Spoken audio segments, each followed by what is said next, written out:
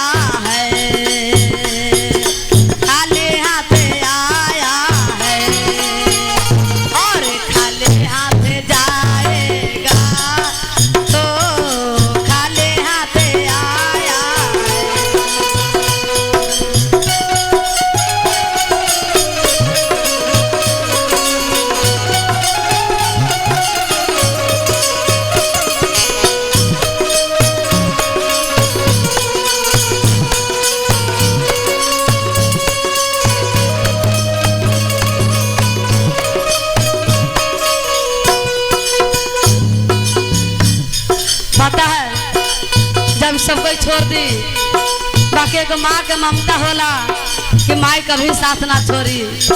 पूरा संसार के माई हमर ही है। कहते कैसे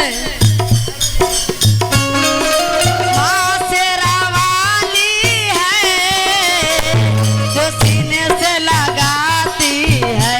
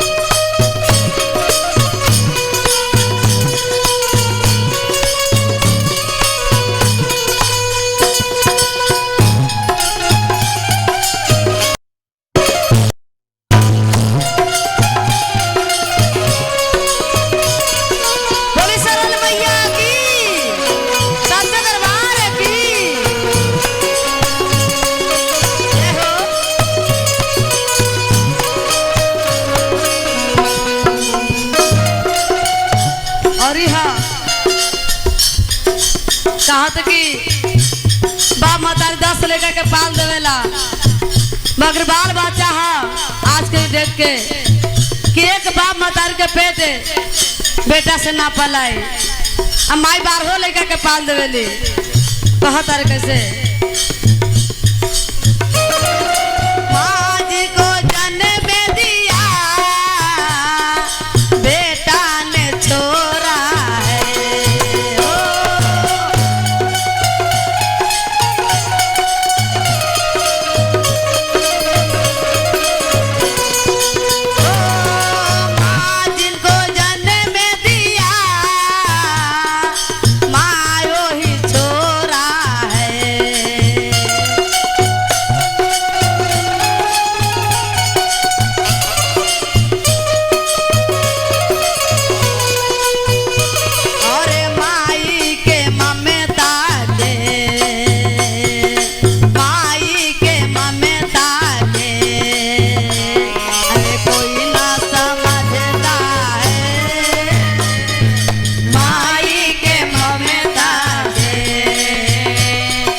कोई ना समझता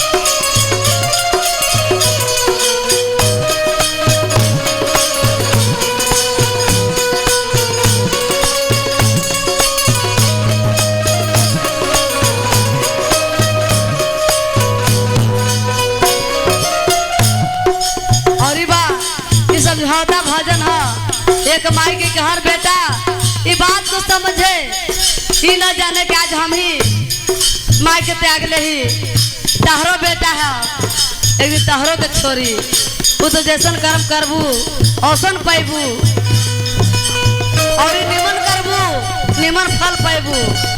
ये कोनो हंसे के बात नहीं के चाचा, ठीक ना? ये समझे वाला भजन है, जे समझ जाए उनका नैया पार हो जाए, और जे ना समझी वो ऐसे रह जाए। और कहते कैसे